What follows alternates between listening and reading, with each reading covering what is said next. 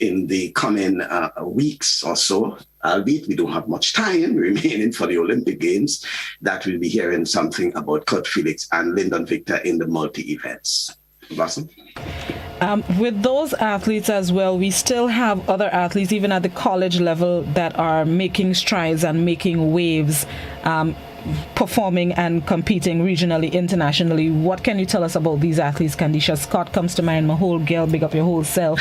What can you tell us about those athletes? Yeah. Well, as we speak, I know of athletes who are preparing themselves for competition started today. The NCAA preliminaries, we have the East and the West.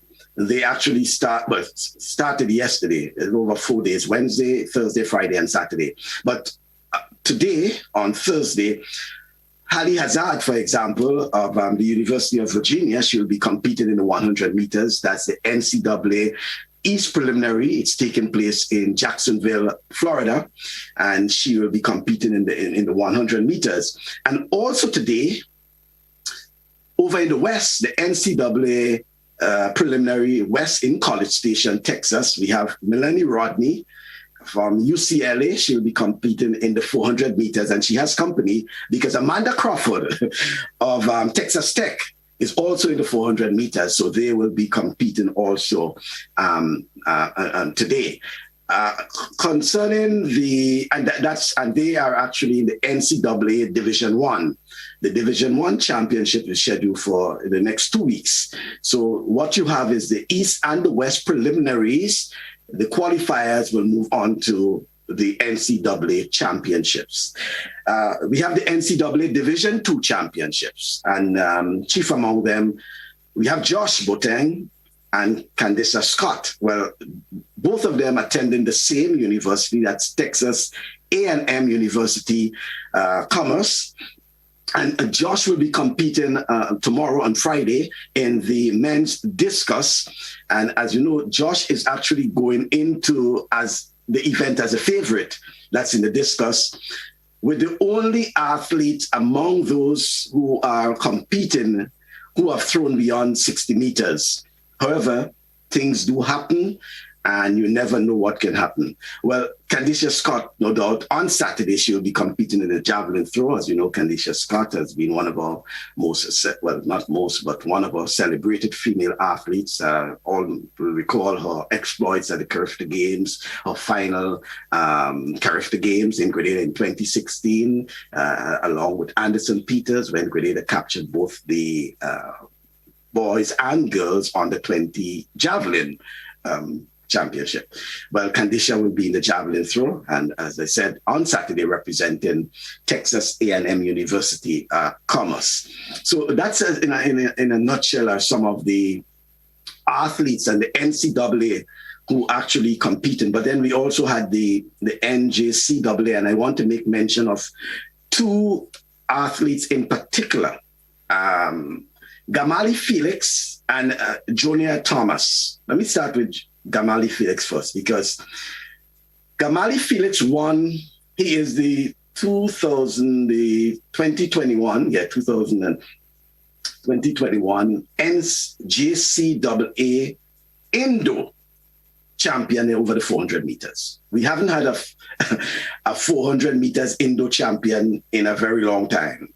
Probably, I think Aline Francique would have been that there. Kirani did not really compete much in the Indo, in the college scene, and Harvey Glantz had explained why in terms of him not, pursuing the Indo running. But Aline Francique was a master in Indo running. In fact, he won the World Indo Championships on 2 occasions. So it's important to recognize that the effort of Gamali Felix, he is, and until such time, the current 400 meters Indo champion in the NJCAA. NJCAA, which is the junior colleges, is one of the toughest conferences in terms of junior track and field. That's where a lot of our athletes Albeit probably the few exceptions like Kirani and Anderson who got full scholarships directly to universities, but the Aline Francique and Hazelland Regis and others came through the junior colleges, and it's very tough. It's very competitive. You're running almost every weekend. You compete in almost every weekend, So as far as they're concerned, sometimes to excel, and then, by the way, may I just add, the Rondell Bartholomew and Braylon Taplin, all these folks also came through the ranks of the junior colleges. Sometimes they tell you that you can see the aggressiveness and the fighting spirit of these athletes, and all because of the junior college program. And to come through that and win the 400 meters, I think it's big for Gamali Felix, and I'm glad that he has also taken the step to move to senior NCAA. He's going to Arizona. Joel Phillip, for example, was one alumni of Arizona, the Sun Devils. And I hope that he can move on from strength to strength in the college season. But then we have Jonia Thomas, formerly of the St. David's Catholic Secondary School. I don't think many people would have given her the benefit of the doubt in terms of going into the junior colleges and winning the gold medal in the women's long jump. She wasn't the type that was, a medal prospect, even in Grenada. But you can see during her performances leading up to the championship that she has been improving. And sometimes, Blossom, it appears that when you are exposed to different, and not everyone though, but some, when you are exposed to, different environment, the training regime, etc., the atmosphere, sometimes, it changes a lot, and sometimes our local coaches have to understand that. Not anything against them, but just that sometimes the athletes may, adapt to a changing environment, changing landscape, changing competitiveness. I mean, you competing every weekend against the same people in Grenada or not competing, obviously, things will remain the same. Once you go out there and you traveling from state to state and competing against different athletes and things like that, you're losing, you're winning, things like that. So it builds your confidence, and I think that is what I'm seeing in young Thomas, and congratulations to her. She is the women's long jump champion for South Plains in the NJCAA. That's in the Odo Championships. So, Blossom, outside of the Kirani James, Anderson Peters factor, we have a number of athletes who are still performing on the college scene, and all I'm hoping is that we can provide the necessary support and motivation and encouragement to these athletes.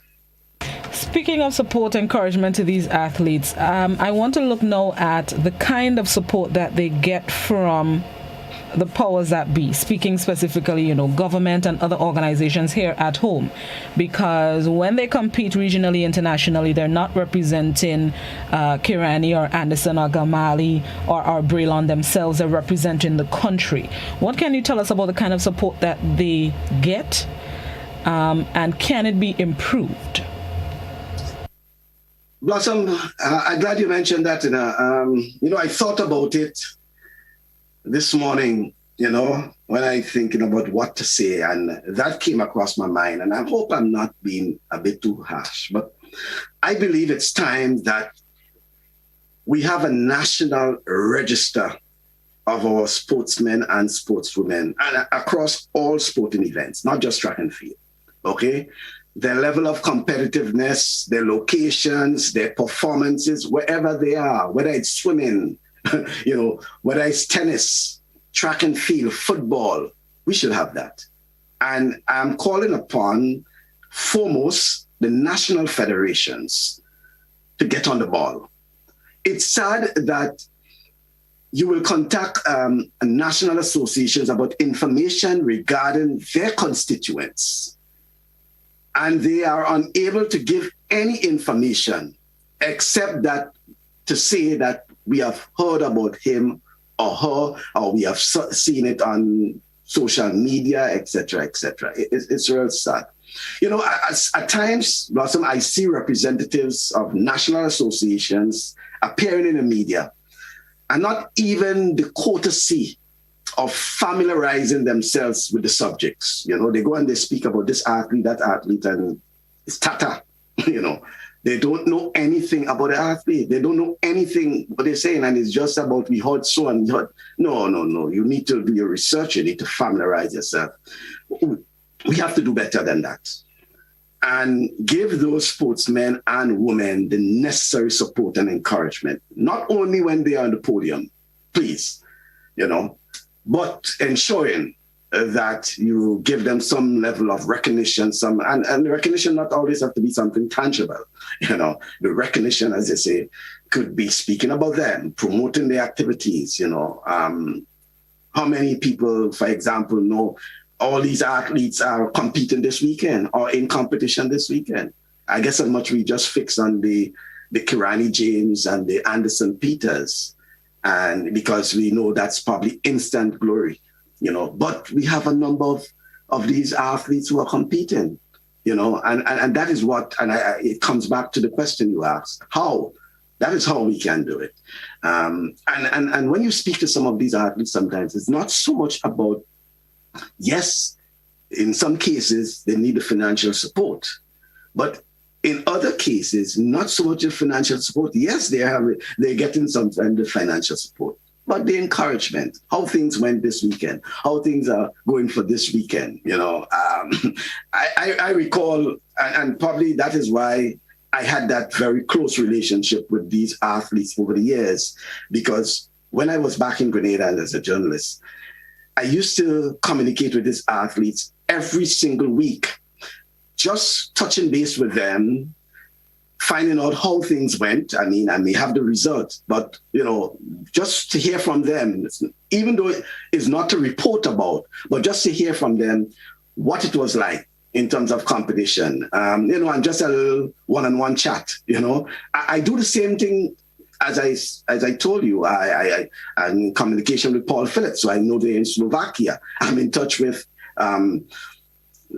both Kirani and Harvey Glantz, so I know they're in Doha, Qatar, finding out how things are going in terms of the mindset, etc., etc. Not anything to report, but just an awareness of what's going on. Likewise, that is what I do with some of these, touch base with some of these athletes at the college scene, you know, send them a little, you know, text sometimes, congratulations, even when it's their, as you know, Blossom, even when it's their birthday, you know, all that is some level of recognition. Say hello to them, you know, these, and it comes back to what you're asking, you know, how?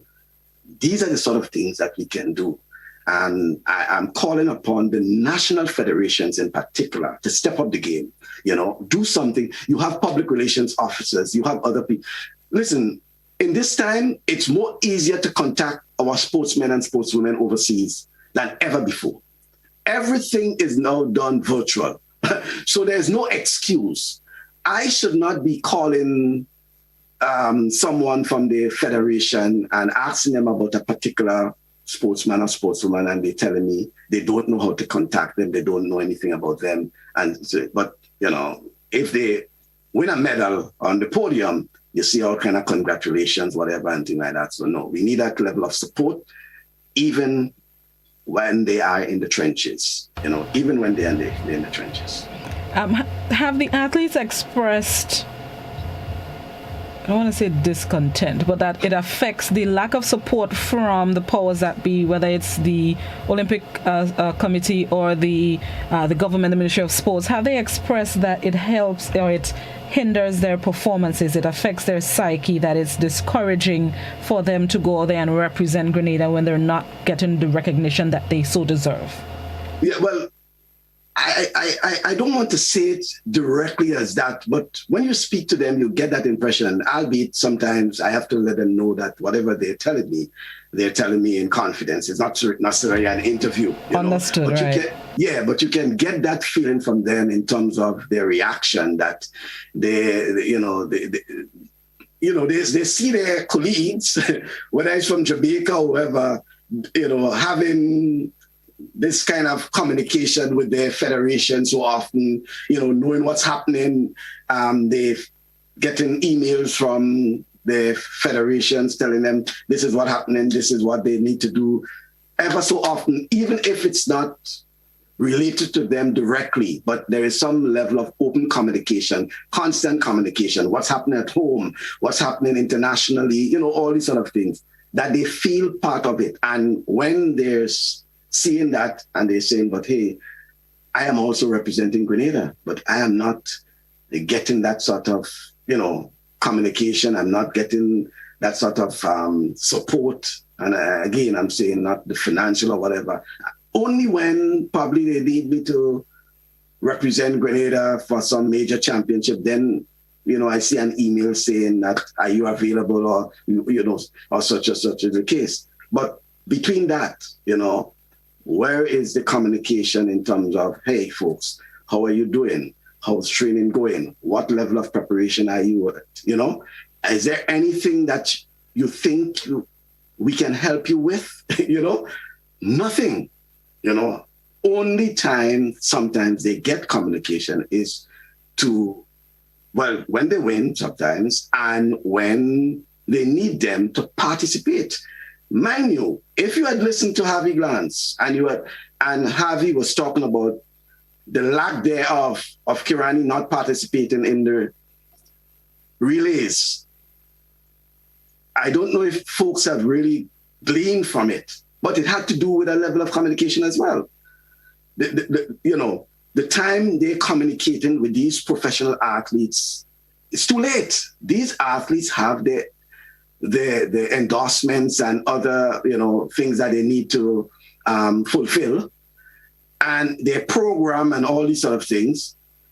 And they cannot sit down and wait until the association is ready to contact them. No, they have to go ahead and do that. So it's incumbent upon the associations to reach out to their constituents as early as possible, letting them know of a program, a schedule, and their involvement to some extent.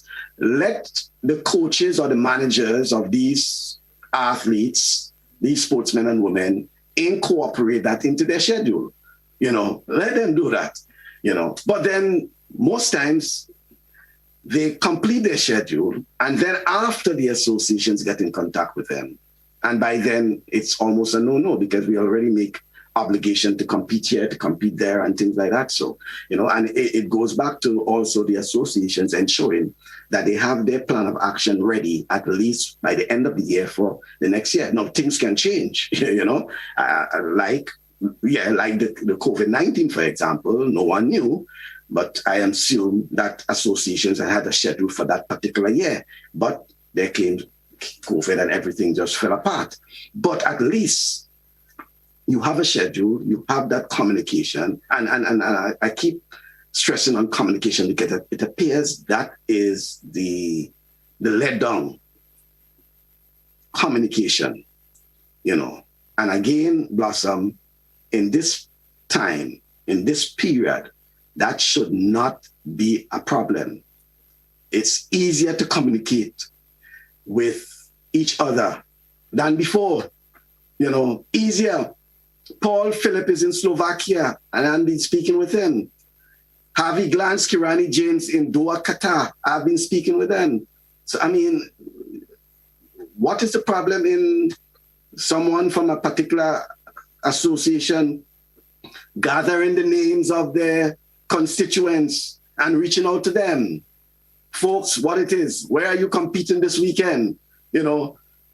So, and in addition to that, doing something and then sending it out to the public, the media, whatever, posting it on their social media, highlighting not just when they win something, you highlight it, but at least letting some level of awareness that these athletes are out there and they are competing. They're representing not just their school, but they're representing Grenada, Yeah, because as you know, we had a number of athletes who competed at the Boys and Girls Champ in Jamaica, something we want to talk about in a while.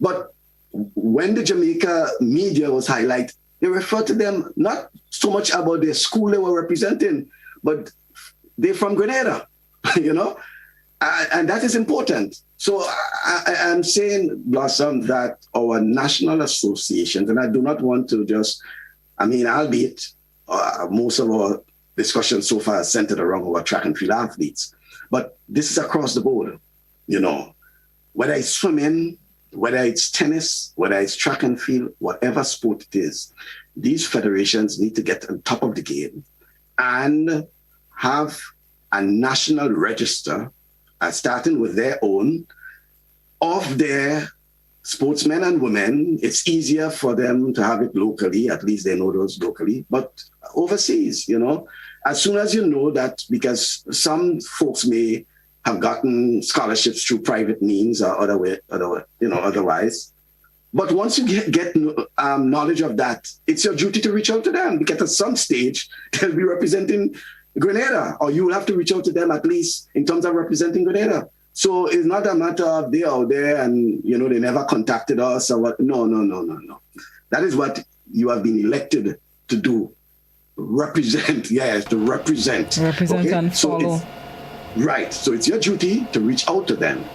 Okay. And again, it's easy to reach out because these days, probably everybody's on some level of social media. You'll find them. If they're not on Facebook, they may be hiding on Instagram or somewhere, and you can reach out to them and at least get some information from them, have a little profile, whatever, so that when they reach out to you in terms of how is Blossom Alexis doing over in Texas, you should be able to say, well, Blossom will be competing this weekend. Okay, so far she has had, a PB of etc. And these are things that they should have that they can just at their fingertips. Exactly. Yeah, and their phone or whatever. It's a database, easy to do. So everything just tying back to that main question you asked, what it is and how. There's a lot that can be done, but it's so simple these days, Blossom, that I am not involved directly in the sports media, but sometimes I believe I'm doing a lot as if I'm, that's why I guess how much you folks are still referring to me as a sports journalist. I agree, because maybe 8-9 times out of 10, if I am looking for information on an athlete, I would go to your social media first. I will go to Grenada Sports Facebook page first. And sometimes you have information that I can't find on other social media accounts, or sometimes what they have, they share from yours. So I could understand what you're saying in terms of the support, and still sometimes what they post is after the fact.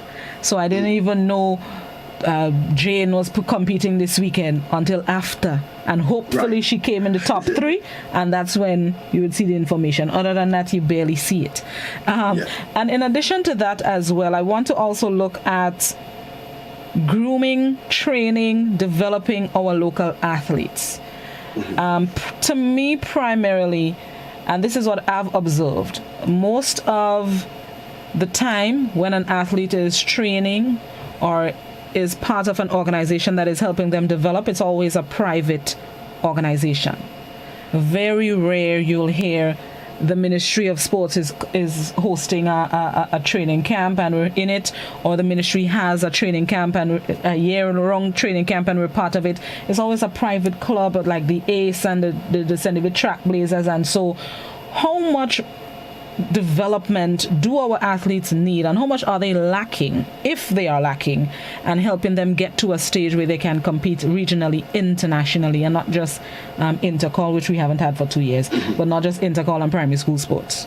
Yeah, and it's something I've been saying for quite a while, and I believe that, and it's not just, I don't think I'm the only person that have been saying that, but I probably might be repeating the calls that have been made, that we must get back to the clubs, okay?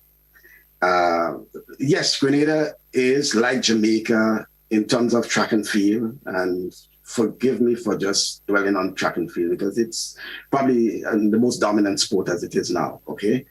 Outside of football in Grenada, which is primarily club, I think track and field is school-based, okay? So when you're not to the school, you're not in competition, you're not, and things like that. So, and I think that is something we need to get back into. Clubs in various parishes, because sometimes we'll say clubs and you'll believe that all the clubs should be in St. George's. No. Years ago, we had clubs in just about every parish, and well-functioning clubs. St. Patrick had their clubs, track and field clubs, things like that. So the only thing I am a bit skeptical about sometimes is that the friction between the clubs and the schools, sometimes the schools try to determine when the athlete should represent the club, and but I looked at it as more of a development process, in that at the club level you can have the programs for the development of the athletes. Not all. I mean, Blossom, you think about a 16-year-old who has graduated from high school, from secondary school, and very talented as a track and field athlete. And basically, it's the end of their track and field exploits. Because if they do not attend the T.A. Marischal College, or even if they do, what it is there in the T.A. Marischal College in terms of competitiveness, in terms of, competition. They do not compete in any, competition per se, And you're talking about a 16, 17-year-old who's, and that's why I'm saying with the clubs, that could be a process where they can still go to the TAMCC, albeit the TAMCC doesn't have a, sporting program, an active sporting program that participate, et cetera, but they can participate at the club level. They can train at the club level. They can represent their club in competitive action, whether it was the Whitsuntide Games or other things like that. So I think we need to get back to that club involvement, club participation, club formation. We hear a lot about clubs, not just for football, but it should be clubs for track and field, for cricket, all these sort of things. And I say that to say that what is happening, and it's a nice segue, Blossom, of what is happening in Carriacou now. We're hearing about the Hillsborough FC, Hillsborough Football Club. And I decided to go a little deeper into it and reach out to Trevor McIntosh, who is the brainchild of that over there. And outside of the Hillsborough Football Club, there's an academy. And this academy is not only about football, but it's also track and field as well. And it's important because Carriacou, over the years, sadly, has been left out of the sporting landscape in Grenada, except for probably Intercall when they come down and people, underestimate their performances. But Bishop's College and Hillsborough have been in the mix. Yeah, they have been in the mix. Sometimes, look at the boys finishing 4th and 5th, and things like that. So and sometimes leading, especially after field events and so. Field events, that's what I was about to say, after field events leading, And over the years, we have seen that Carriacou has had a fair share of representation on Grenada's character team, for example, especially in the field events. Okay? So I thought it was very good of Mr. McIntosh to do what he is doing in Carriacou to assist there. One, the Hillsborough FC, which is a football club, and his hope is that at some stage, they will be able to participate in the GFA tournament, albeit we know the issue regarding, travel between the mainland and the sister island.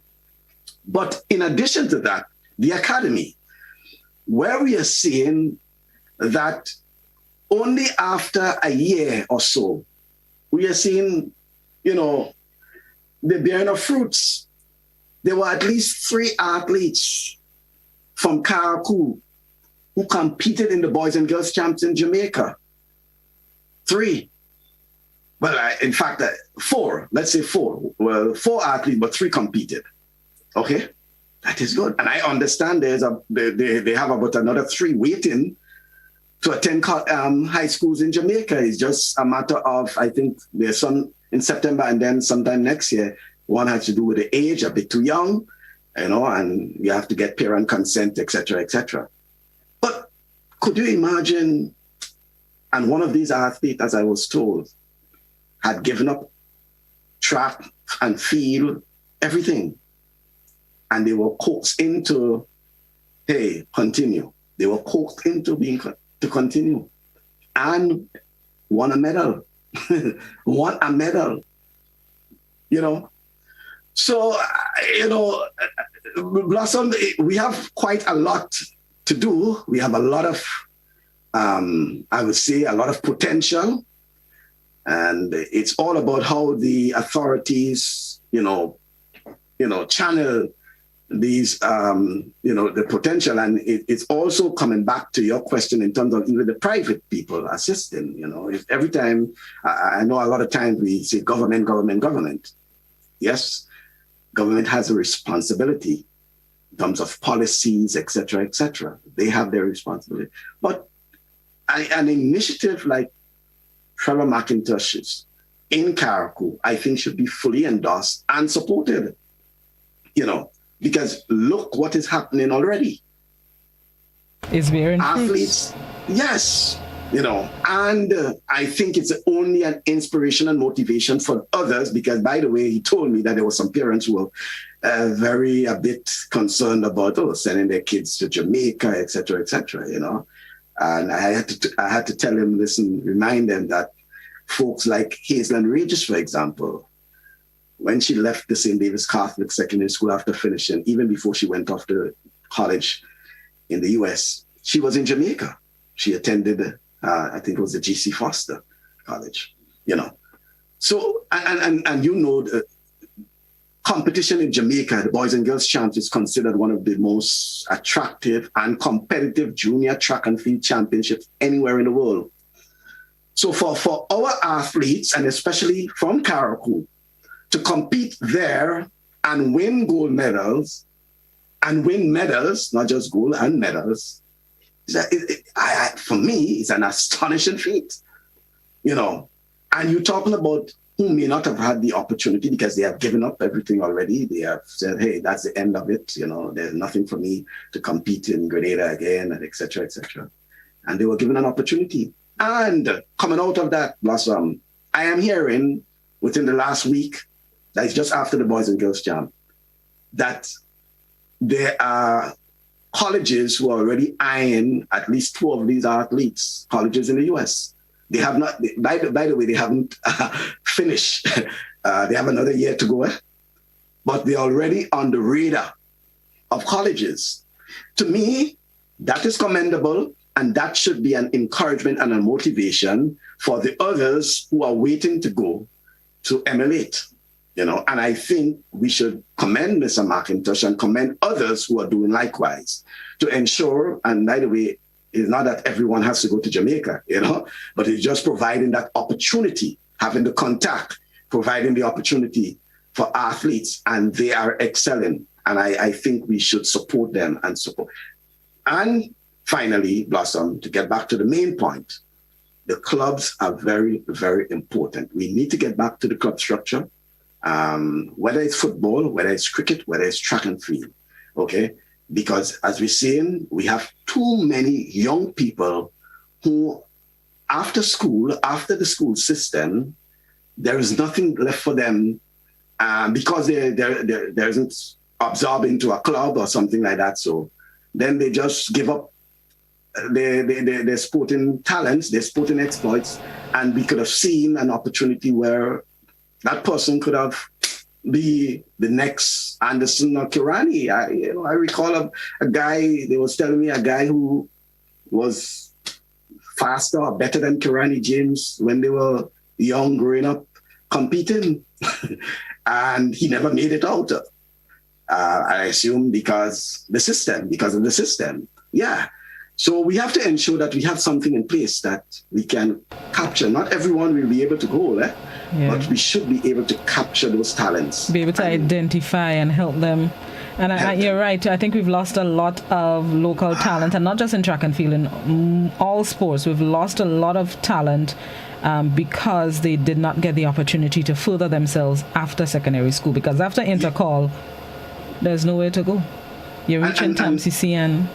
Right, yeah. And again, sometimes, people are correct when they, point fingers at the authorities of the government, because I believe that, as I said, that they are charged with the responsibility of providing policy guidelines, et cetera, and one such is the national sports policy, and I don't understand what we are doing, what we are waiting on, but there should be enacted a national sports policy, albeit there was one or something that was there before, and all that was needed was some level of upgrading, whatever. And our sports policy is something that is just like you have the bylaws of a company or whatever, and from time to time you find areas that you want to brush upon, and things like having national archives, having something for coaches and,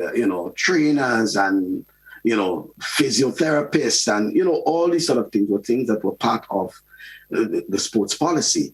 So, you may ask, how will, if we want to have something at home and develop our homegrown talents and things like that, what are the personnel? And I can tell you, Blossom, there are a number of trained Grenadians who are trained in sports management and sports psychologists and other areas related to sports, albeit they're former athletes themselves, and who have returned home and doing other things, And there are those who are here in the United States because there are opportunities for them. If certainly there are opportunities in Grenada, and they can, they may be attracted to return home and provide such assistance. We have world-class facility. We have a stadium, cricket and football and track and field, etc. The amenities with it, the personnel with it. We should be able to attract these folks. They don't have to be, foreigners or whatever it is like that. So we have Grenadians who are trained in sports medicine and what have you, and things like that. So most of our coaches in Grenada, especially track and field, are IAAF certified, and some of them have reached the level of training other, training. They're trainers like Albert and Paul and all these. They go on whole seminars and train other coaches, So, I think we have a lot to do. But what we need is policy guidelines, okay? And it's not a matter of just taking all over the place and this, that, and the other. We need a policy guideline. We know exactly what we want to accomplish. And I'm hoping that someday I'll be able to see from the government, Ministry of Sports, whoever, a sort of agenda, a sports agenda. What it is we're hoping to achieve 2021 to 2025, for example, what it is in there that we're hoping to achieve, As it is now, we just kind of all over the place, and we say thank you, we say congratulations, we say this, that, and that. Somebody come for assistance, we give them that, things like that. So, but nothing in terms of what it is we are hoping to achieve in the year, let's say, over a 3-year, 4-year, 5-year period, and we need some sort of policy guidelines, some sort of agenda that we know everyone can buy into and be aiming towards that. All right, we're late for the break, but the conversation was nice and juicy. Let's take a quick break and then we're going to come back inside with some more. This is To The Point with former sports journalist Michael Bascom. We'll be right back.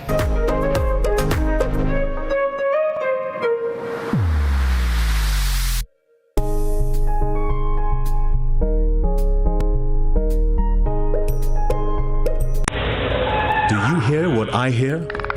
Listen to the ocean, and you will hear a cry for help. The ocean is hurting, and we are the source of the hurt.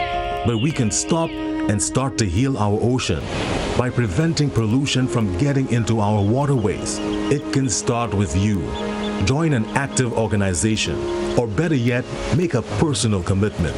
Commit not for just one day in the year, but for the rest of your life.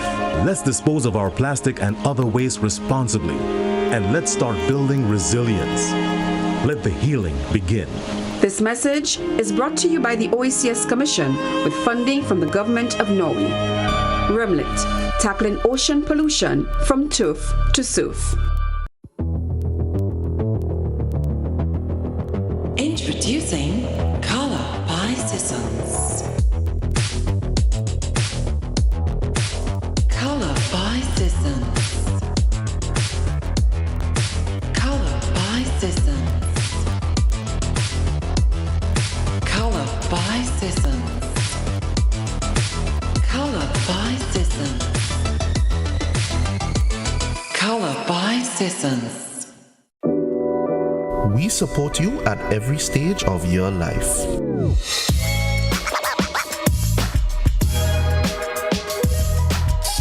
For business,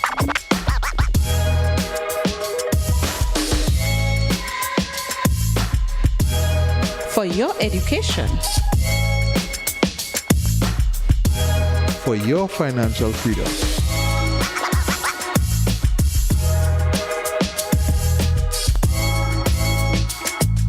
for that new ride. Upgrade your life with the Communal. Contact us today. A message by the Grenada Distillers Limited. You want a hand sanitizer to do 3 things: kill germs, be gentle, and to go where you go. You can get all of that in our hand sanitizer. Hard on germs, gentle on hands, affordable. Remember, hand sanitizers contain alcohol. Keep away from heat and flames and avoid contact with eyes. Available at retailers island-wide. A message by the Grenada Distillers Limited.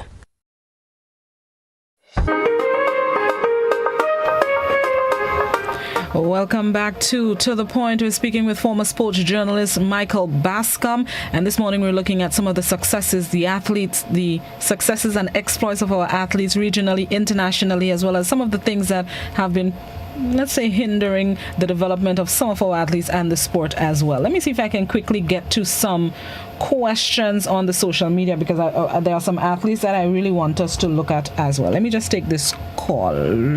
Good morning, caller. Good morning, my dear lady. How is everything? I'm good. I think Mr. Bascom, then everything is said. I mean, I endorse everything is said. I mean, for any case and any case. All you have to pong the government to put in place. Pong the government. You have enough talent people in this country, but they get tired from after they leave school. Young men go and drink rum and thing and play for their life and thing, and they could do better than that, you know. I mean, my age, so I could take part in sports too, you know. I could run backward about 100, 200, 400 years backward, you know. Without falling down, you know. And run forward too, you know. For my age, it's time that we have enough talent in Grenada. Enough talented people in this country here. Make yourself before they get old and before they die out. If the government put anything in place, let it pong the government to put it in place. Pong the government. Okay. Put it in place, one. Thank you so much. Taking the program. Thank you very much. I appreciate. There's a question on WhatsApp. Comment. I'm happy that you raised these issues. There is a growing trend in Grenada where sports or sports scholarship is concerned. Take, for example, Melanie Rodney. She didn't get a sports scholarship, and there are many others who didn't, simply because of the school or home background they came from. If you notice, over the years, scholarships are given to those in specific schools or clubs. This trend needs to stop or looked into. What do you think?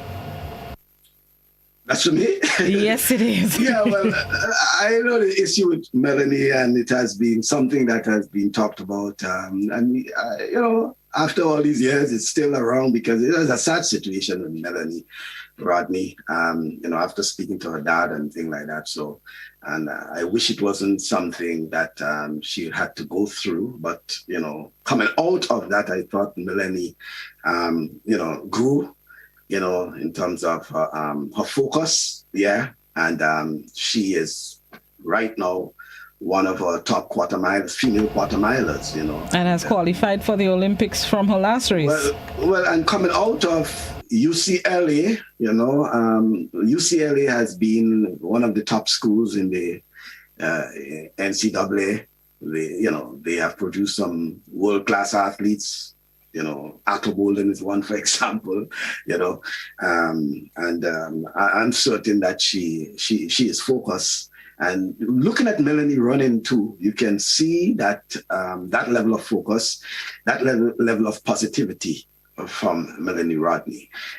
There's also a couple other athletes that I want to mention, athletes who are out here. Kanika Beckers, I think I mentioned her name just briefly, but she's also on the circuit, and she was scheduled to compete at the USATF Invitational on Tuesday in Texas, but somehow after, I think, 2 or 3 events, the actual meet was canceled, so she never got to compete, and Kanika Beckers, over the years, she has just been, sticking to it. She has qualified in some areas, to represent Grenada and things like that. So, but she has been, dodged with a lot of injuries per se, but just her commitment, that is what I like about Kanika Beckers. Her commitment is commendable. And then we also have Shamar Fletcher, who, by the way, is another of the athletes who went to Jamaica, competed in the Jamaica high school system, the Boys and Girls Champs, and from there got a scholarship.